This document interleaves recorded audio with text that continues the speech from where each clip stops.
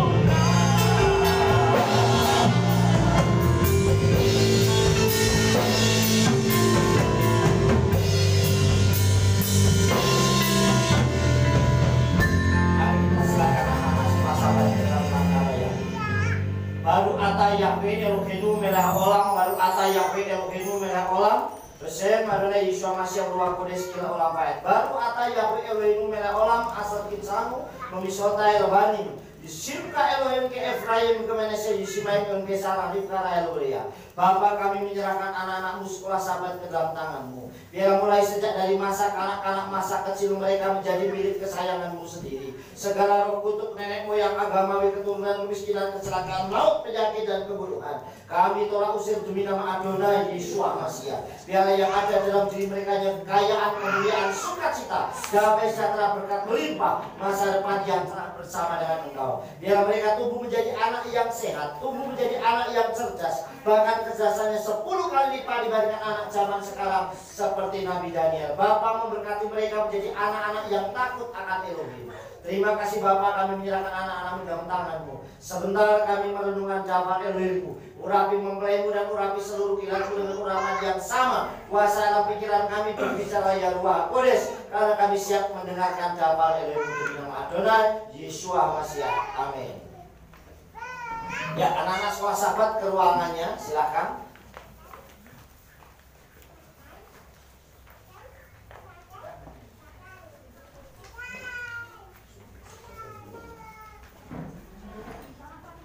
Ya, Shalom Aleichem.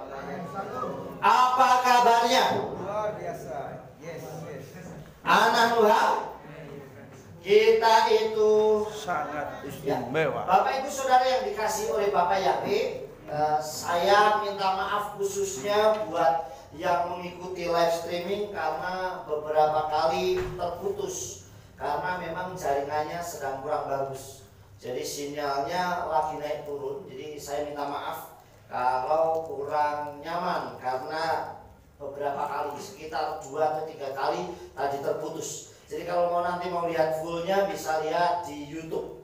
Nah, Bapak Ibu Saudara yang dikasih oleh Bapak Yahweh, hari ini kita akan dengarkan Jafar Elohim yang saya beri judul yaitu Mechor Mayim Chayim, atau yang artinya adalah sumber air kehidupan. Mechor Mayim Chayim atau sumber air kehidupan. Bapak Ibu Saudara yang dikasih oleh Tuhan, kita akan baca terlebih dahulu kitab suci kita di dalam kitab Yeremiyahu pasal yang ke-17. Ya, Yeremiyahu pasal yang ke-17, ayatnya yang ke-13. Demikian Jafar Elohim.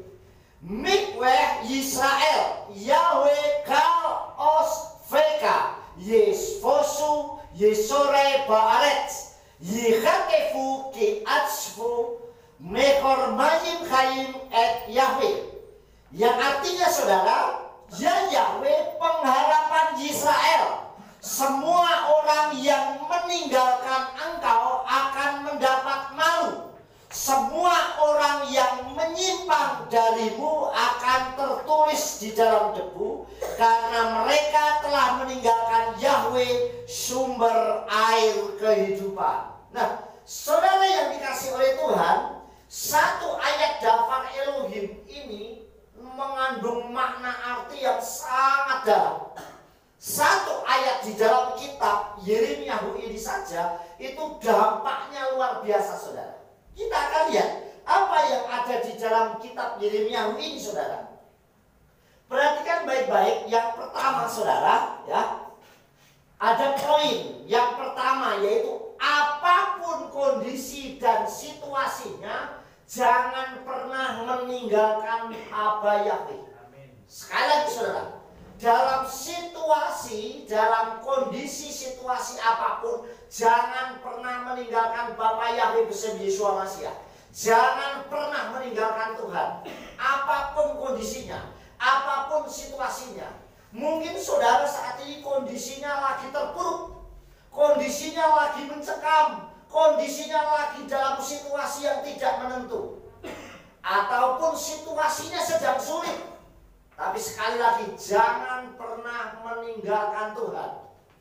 Ini pesan Jafar Elohim dalam kitab Yeremiyahu, saudara. Kenapa saudara yang dikasih Tuhan? Ada 2 hal yang saya catat di sini, saudara. Yang pertama, orang Orang yang meninggalkan Tuhan akan mendapat malu. Seperti kitab Yeremia tadi. Orang yang meninggalkan Tuhan akan mendapat malu. Makanya kenapa saya sampaikan pesan Dabar Elohim kita kali ini seperti yang tertulis dalam kitab Yeremia tadi, saudara. Ya, di dalam kitab Yeremia. Kita lihat, coba kita lihat naik sekali lagi ya. Ya. Perhatikan baik-baik. Di dalam kitab Yeremia 17 ayat 13 tadi. Perhatikan baik-baik. Di situ saudara dikatakan, ya Yahweh pengharapan Israel, semua orang yang meninggalkan engkau. Artinya orang yang meninggalkan Yahweh akan mendapat malu. Kenapa kita tidak boleh meninggalkan Yahweh? Dalam kondisi dan situasi apapun. Dalam situasi dan kondisi apapun jangan pernah meninggalkan Tuhan. Kenapa? Karena orang yang meninggalkan Tuhan akan mendapat malu. Baik itu cepat atau lambat. Saudara, artinya kalau kita main-main, orang yang meninggalkan Tuhan artinya main-main saudara dengan Tuhan. Kadang kita main-main sama orang saja, orang bisa tersinggung sama kita. Betul kan? Kita main-main saudara. Kadang serius, kadang enggak. Kadang kita ngasih PHP, pengharapan palsu tuh saudara. Itu orang bisa tersinggung. Sama kalau kita meninggalkan Tuhan. Makanya cepat atau lambat saya sudah lihat banyak orang yang melarikan diri dari Tuhan justru semakin berat hidupnya. Saya beri contoh orang yang meninggalkan Tuhan. Satu, yaitu Yona, atau yang sering kita kenal Yunus. Waktu Yunus dapat visi untuk masuk kota Niniwe, dia justru melarikan diri ke Tarsis. Nah, artinya melarikan diri berarti dia menjauh dari Tuhan. Semakin Yona menjauh dari Tuhan, semakin masalahnya besar. Betul nggak saudara? Dia naik kapal dan kapalnya diguncang sama gelombang yang besar. Dan dampak dari satu orang yang melarikan diri dari Tuhan, seisi kapalnya bisa tenggelam, saudara. Berapa orang yang ada di dalam kapal itu, berapa penumpang, saudara? Artinya saudara melarikan diri, saudara, meninggalkan Tuhan bukan hanya mendapat malu, tetapi membahayakan banyak orang, saudara. Semakin dia melarikan diri dari Tuhan berarti semakin menjauh dari Tuhan. Dan itu dampaknya mengerikan, saudara. Mungkin nggak langsung sekarang bisa, tapi sekali lagi cepat atau lambat dampaknya luar biasa, saudara. Saya sudah lihat banyak beberapa di kitab suci juga mencatat seperti itu. Orang-orang yang melarikan diri dari Tuhan justru bukan semakin baik, tetapi semakin mengerikan. Ini yang pertama, saudara, yang dikasih oleh Tuhan. Kemudian yang kedua, yang menyimpang, ya artinya tadi meninggalkan Tuhan. Menyimpang, saudara, perhatikan. Orang yang menyimpang namanya akan tertulis dalam debu. Saudara yang dikasih oleh Tuhan, perhatikan dalam ayat 13 tadi. Engkau akan, dikatakan, ya Yahweh pengharapan Israel, semua orang yang meninggalkan engkau akan mendapat malu. Semua orang yang menyimpang daripadamu, dikatakan, namanya nih ya, menyimpang darimu akan tertulis dalam debu. Kenapa tertulis dalam debu? Perhatikan ya. Namanya akan tertulis dalam debu artinya gampang lenyap. Saudara, gampang lenyap atau terhapus. Karena debu akan mudah tertiup angin. Saudara pernah nulis di dalam debu? Saudara tulis di dalam debunya ada debu, terus kita tulis nih nama kita.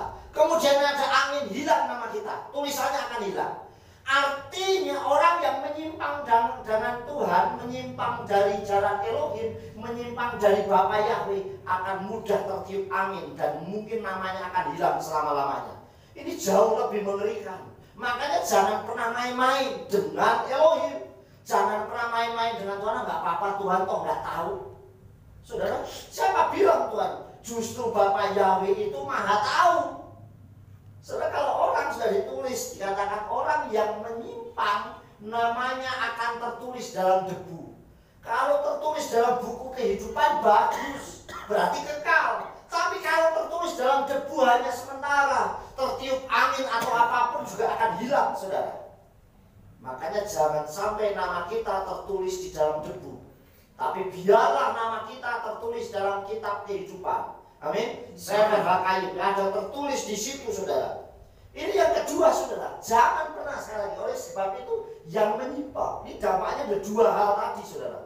Yang dikatakan tadi meninggalkan akan mendapat malu, dipermalukan, saudara. Wah, itu jauh luar biasa. Kemudian yang menyimpang dari jalannya Bapak Yahweh, saudara, namanya tertulis dalam buku, makanya nggak akan bertahan. Saya memang jarang banyak keras dalam baik di Facebook maupun di WA, tetapi saya punya keyakinan iman yang saya berani pertanggungjawabkan di dalam Elohim. Amin. Dan setiap orang yang saya jumpai, saya tetap akan sampaikan kebenaran yang sesungguhnya sesuai dengan daftar Elohim. Amin. Saudara yang dikasih oleh Tuhan, saudara perhatikan, Kepa itu radikalnya luar biasa. Kepa, saudara. Bahkan saat Yesua, nanti kamu akan tersandung. Apa yang disampaikan Kepa, saudara?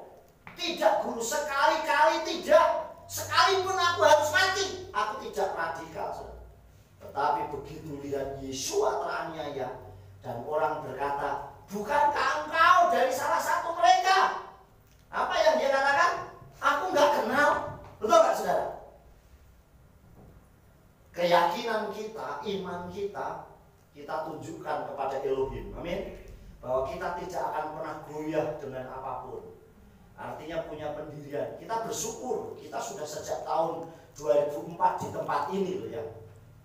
Dan jujur saudara, sejak tahun 98-99 saya mengenal Bapak Yahweh pertama kali tahun 98 sampai hari ini saya tidak pernah beribadah di tempat yang tidak menyembah Yahweh.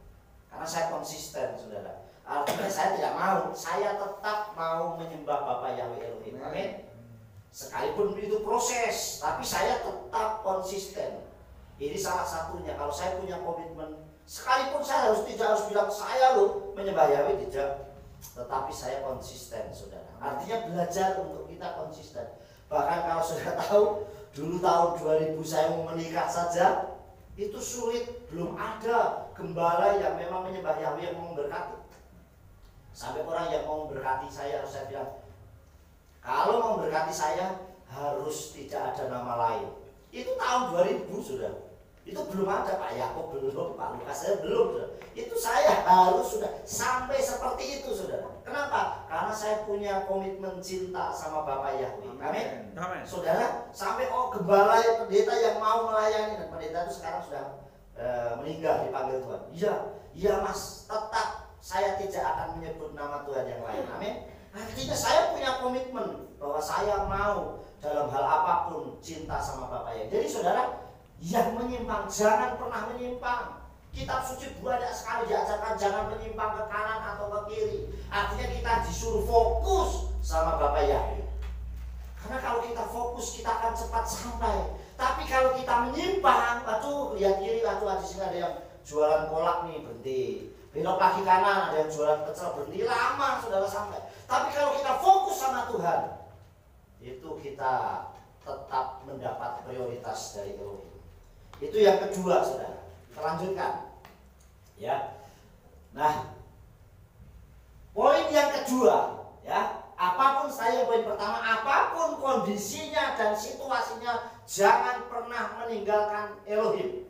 Itu poin yang pertama. Poin yang kedua, hanya Abah Yahweh sumber air kehidupan. Sumber air itu banyak, tapi sumber air yang membawa kehidupan hanya Abah Yahweh Elohim Besem Yesua sesuai kitab suci yang kita baca. Kenapa Abah Yahweh Besem Yesua Masya sumber kehidupannya? Karena kitab suci kita mencatat seperti itu, saudara. Sumber air di mana-mana banyak. Bahkan kalau di daerah Kopeng ini sangat banyak sumber air. Tapi sumber air kehidupan yang membawa kepada kehidupan yang kekal hanya Abah Yahweh Besem Yesua Masya. Amin. Kita lihat, saudara, apa yang kita akan dapat. Yang pertama, jika manusia kekurangan air, maka akan dehidrasi, ya. Jika manusia kekurangan air, maka akan dehidrasi. Pasti orang kalau kekurangan air akan dehidrasi. Coba kalau orang yang sering diare, ya, lagi diare itu pasti harus cepat ditambahin, harus minum banyak, dikasih air kelapa kayak apa, supaya apa? Air di dalam tubuh kita gak kekurangan. Paling tidak karena hampir 70% tubuh manusia adalah air. Hampir 70% di dalam tubuh manusia ini adalah air. Sehingga saudara ya, sehingga akan menyebabkan kematian kalau kekurangan air. Sebenarnya ngeceknya gampang. Saya pernah sampaikan ini waktu saya siaran radio. Jadi kalau kulit kita ini ditarik gini, baliknya lama, berarti kita kekurangan air. Airnya masih kurang, namanya turgor atau apa gitu. Kemarin saya pernah tulis ya. Jadi ini kulit, ini salah satu. Kalau kita tarik gini, ini untuk ngecek secara medisnya. Nah, saudara, tubuh manusia ini hampir 70% air. Sehingga kalau sampai kurang, kita bisa dehidrasi. Dan kalau dehidrasi, orang bisa menyebabkan kematian. Nah, ibaratnya seperti ini, saudara. Nah, saya kasih contoh. Ibaratnya ikan. Ini ada gambar sungai ini di daerah Jogja. Saya ambil ya. Ini sungai ini. Ikannya sangat banyak. Coba kalau debit air ini semakin hari semakin berkurang, tapi ikannya tetap, apa yang terjadi? Pasti ikan ini akan kekurangan air, saudara. Ya. Dan ibarat ikan hidup tanpa air. Nah, sama dengan manusia. Kalau manusia, ikan ini nggak akan hidup kalau nggak ada airnya. Coba kalau seandainya ini airnya banyak, ikannya begitu nih, jutaan airnya. Apa ikannya? Kemudian debit airnya semakin berkurang, mungkin kemarau atau apa kurang. Ikannya tetap kekurangan nggak airnya? Pasti akan kurang dan mungkin semakin banyak ikan yang mati karena kekurangan air, karena airnya semakin mengering.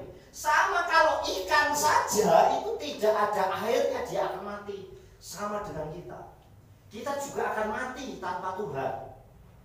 Mati baik secara jasmani maupun rohaninya, saudara. Artinya kita benar-benar mati. Saudara yang dikasih oleh Tuhan, kitab suci mencatat, Bapak Yahweh berfirman, saudara, hai Adam dan Hawa, janganlah engkau makan buah yang ada di tengah taman itu. Kalau jika engkau makan, maka engkau akan mati. Orang selalu berpikir, wah yang mati rohaninya. Tidak. Memang benar, akhirnya Adam mati, saudara. Seharusnya kalau dia di Taman Eden dan tidak berdosakan dia kekal. Tapi akhirnya Adam pun akhirnya mati, Hawa pun mati, saudara. Betul kan? Dan dikatakan bahwa hidup di hadapan Elohim, satu hari di hadapan manusia, di hadapan Tuhan sama dengan 1000 tahun. Jadi sama saja Adam ini tidak bisa bertahan hidup di hadapan Bapa Yahweh satu hari saja. Buktinya umurnya Adam berapa?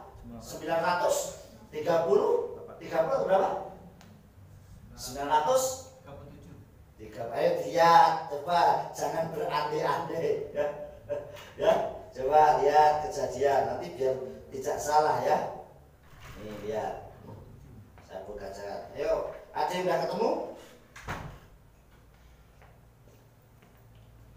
Ya. Berapa? Jadi seluruh umur Adam waktu ia hidup adalah 930 tahun. Mas Slamet kelebihan 7 tahun ya. 930 tahun. Ada 1000 tahun? Enggak ada, artinya enggak ada satu hari. Sama kalau kita umurnya 50 tahun, terus kita ini di hadapan Elohim umurnya sampai 50 tahun anggaplah gitu, atau 100 tahun. Berarti kita cuma 1/10-nya. Hanya beberapa jam di hadapan Tuhan. Saudara, nah inilah yang terjadi, saudara dikasih Tuhan. Jadi ibaratnya kita ikan tidak bisa hidup tanpa air. Nah begitu juga kalau kita meninggalkan Tuhan, berarti kita tidak bisa hidup tanpa Tuhan. Oleh sebab itu jangan pernah kita meninggalkan Tuhan. Ini poin yang kedua, saudara, dari yang kita baca tadi, bahwa hanya Aba Yahweh sumber air kehidupan. Jadi cuman Bapa Yahweh sumber air kehidupan itu. Kemudian saudara, yang kedua ya, Yeshua HaMashiach adalah sumber air kehidupan buat kita, saudara. Jadi kenapa saya bilang Aba Yahweh bisa Yeshua HaMashiach? Di kitab Yeremia dikatakan Bapa Yahweh Mayim Hayim, air kehidupan. Yeshua juga sumber air kehidupan. Jadi Yeshua adalah Aba Yahweh. Amin. yang turun ke dunia dalam wujud manusia. Yeshua masih adalah sumber air kehidupan buat kita, karena Yeshua adalah Davar Elohim. Kita lihat Yohanan pasal 4. Ya, kita baca dulu Yohanan pasal 4. Ayatnya yang ke-10 sampai 14. Kita baca ya, saya bacakan. Yeshua menjawab dan berkata kepadanya, sekiranya engkau telah mengetahui karunia Elohim dan siapa dia yang berkata kepadamu, berilah minum kepadaku, niscaya engkau telah meminta kepadanya dan dia telah memberikan kepadamu air yang hidup atau mayim hayim, saudara. Wanita itu berkata kepadanya, Tuhan, engkau tidak mempunyai timba dan sumur ini dalam. Lalu dari manakah engkau memperoleh air yang hidup? Engkau tidak lebih besar daripada Yakov bapa kami, yang telah memberikan sumur ini kepada kami, dan dia telah minum daripadanya, juga anak-anaknya dan ternaknya. Yeshua menjawab dan berkata kepadanya, setiap orang yang minum dari air ini, dia akan haus lagi. Saudara, tetapi siapa yang telah minum dari air yang akan kuberikan kepadanya, dia sekali-kali tidak akan pernah haus sampai selamanya. Sebaliknya, air yang akan kuberikan kepadanya itu akan menjadi mata air atau sumber air, ya, yang akan kuberikan kepadanya. Sorry, jangan baca ini, ya.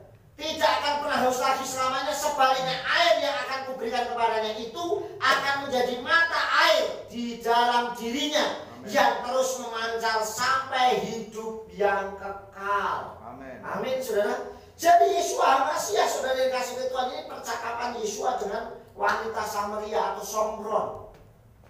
Dan dia katakan, orang minum air yang kamu timba ini, sekali minum akan haus lagi sekali waktu. Tetapi air atau mayim hayim yang diberikan oleh Yeshua, sekali minum kamu tidak akan haus lagi. Kenapa, saudara? Karena sumbernya dari Yeshua, dari Bapa Yahweh. Dan sumber air yang diminum dari Yeshua tadi akan menjadi mata air. Artinya menjadi sumber air. Lah kalau menjadi sumber air, apakah hanya buat dirinya sendiri? Sekarang saya tanya, saudara. Saudara di rumah yang punya sumur siapa? Oke, saat saudara timba sumur, terus timba, airnya habis, tetap ada terus, airnya terus mengalir. Kecuali kalau yang sumurnya kalau musim kering-kering, ya. Tetapi selama itu diambil, ya nggak akan. Makanya kalau sumber air itu mengalir terus, mau dikasih ke orang terus, tetap ada terus. Volume debit airnya akan ada terus, saudara. Itu membuktikan terus mengalir. Nah sekarang kalau kita punya sumber air kehidupan dalam diri kita, mau kita buat diri kita sendiri? Tidak, saudara. Pasti kita harus bagikan ke orang lain, supaya yang kita bagikan ke orang lain akan menjadi mata air, menjadi sumber air yang nanti akan menjadi berkat buat banyak orang. Amin. Jadi saudara yang dikasih oleh Bapa Yahweh, sekali lagi yang kedua, Yeshua adalah sumber air, Mehor Mayim Hayim. Amen. Yeshua Bapa Yahweh adalah Mehor Mayim Hayim, sumber air kehidupan. Dan Yeshua Davar Elohim sendiri. Makanya jangan pernah kita tidak membaca sekalipun satu ayat setiap hari.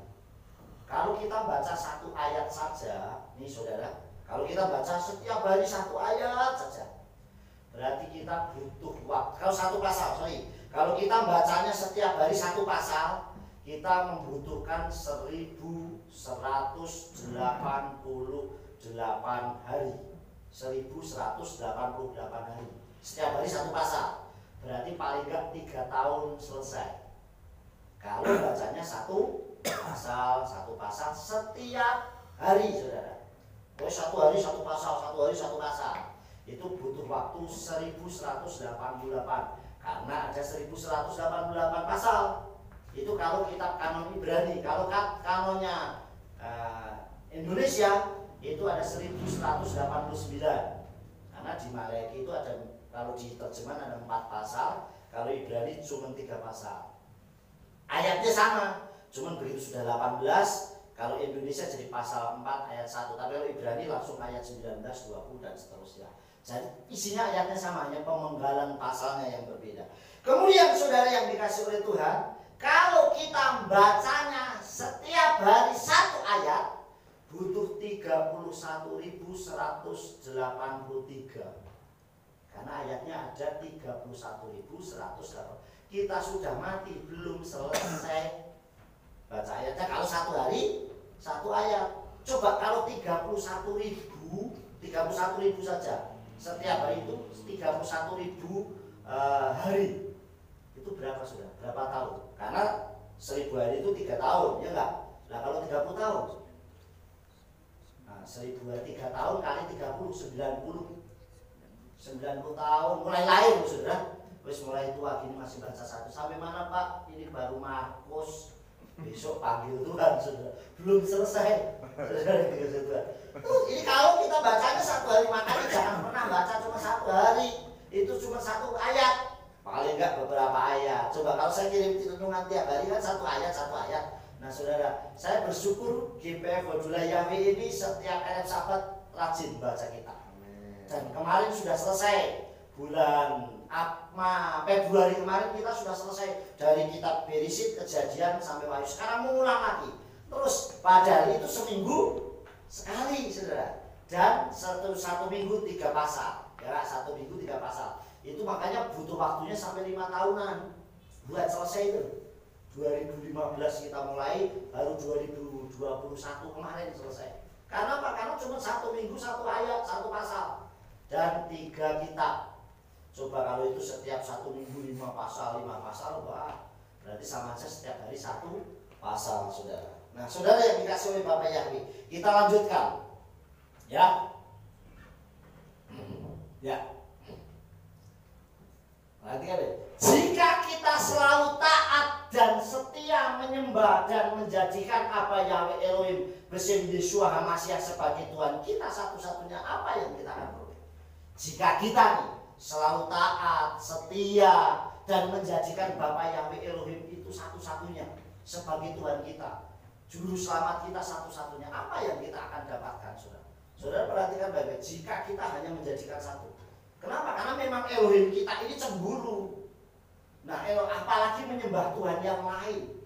Menyembah. Wong kita fokus kepada anak kita lebih daripada Tuhan saja sudah gak boleh kok. Fokus kepada suami kita lebih daripada Tuhan saja gak. Apalagi fokus terhadap uang kita juga gak boleh kok. Fokus aku tiap hari ya penting kerja terus lupa Tuhan, ya gak boleh. Elohim cemburu.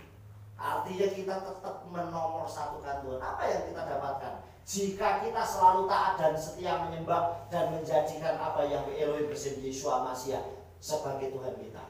Ya, perhatikan Yeremia 17 ayat 14. Tadi ayat 13, sekarang ayat 14. Dikatakan Repaini Yahweh wa erafe hosieni wa iufasea kita hilati atah. Sembuhkanlah aku ya Yahweh, maka aku akan sembuh.